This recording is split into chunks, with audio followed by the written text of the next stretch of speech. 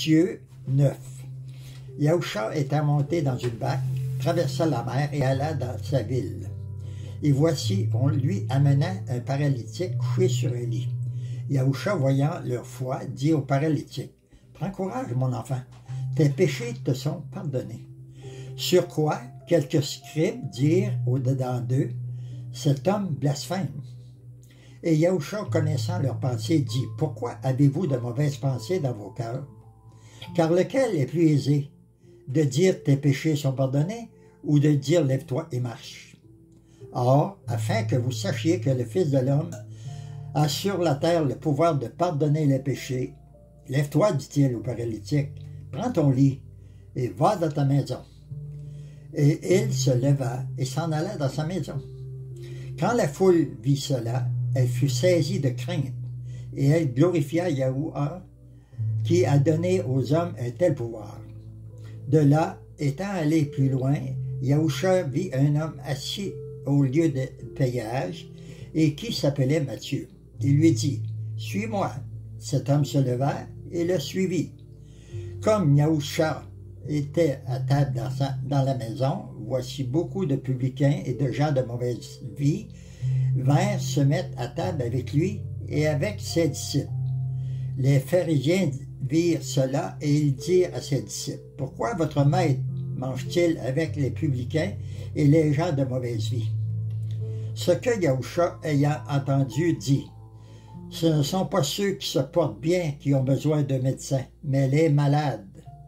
Allez et apprenez ce que signifie « Je prends plaisir à la miséricorde et non au sacrifice, car je ne suis pas venu appeler des justes, mais des pécheurs. » Alors les disciples de Jean vinrent auprès de Yahusha et dirent, « Pourquoi nous et les pharisiens jeûnons-nous, tandis que tes disciples ne jeûnent point? » Yahusha leur répondit, « Les amis de l'époux peuvent-ils s'infliger pendant que l'époux est avec eux? Les jours viendront où l'époux leur sera enlevé, et alors ils jeûneront.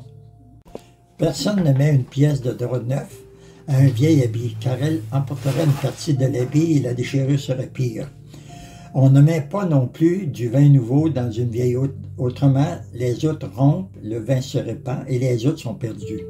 Mais on met le vin nouveau dans des outres neuves et le vin et les outres se conservent. » Tandis qu'il leur adressait ces paroles, voici un chef arriva, se prosternant devant lui et dit, « Ma fille est morte il y a un instant, mais viens, impose-lui les mains et elle vivra. » Yahusha se leva et le suivit avec ses disciples. Et voici, une femme atteinte d'une perte de sang depuis 12 ans s'approcha par derrière et toucha le bord de son vêtement.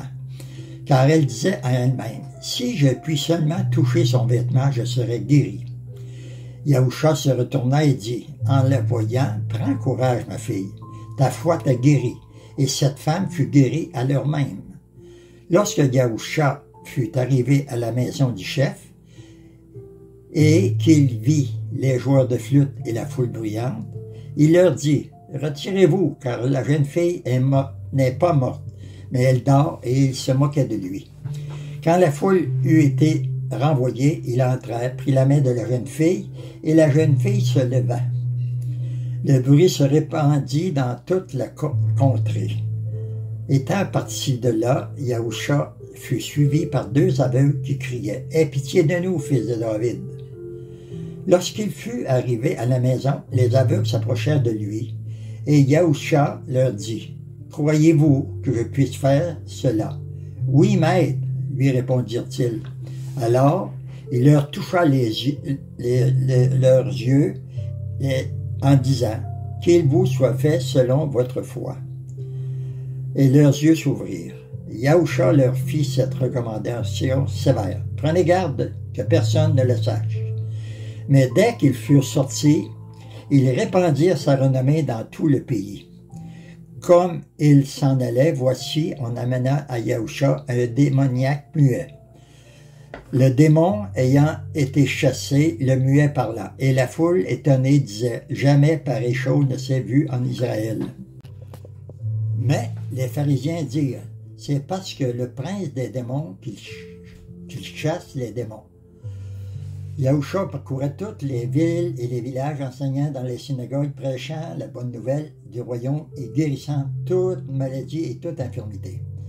Voyant la foule, il fut ému de compassion pour elle, parce qu'elle était languissante et abattue comme des brebis qui n'ont point de berger. Alors dit à ses disciples, « La moisson est grande, mais il y a peu d'ouvriers. Priez donc le maître de la moisson d'envoyer des ouvriers dans la moisson. »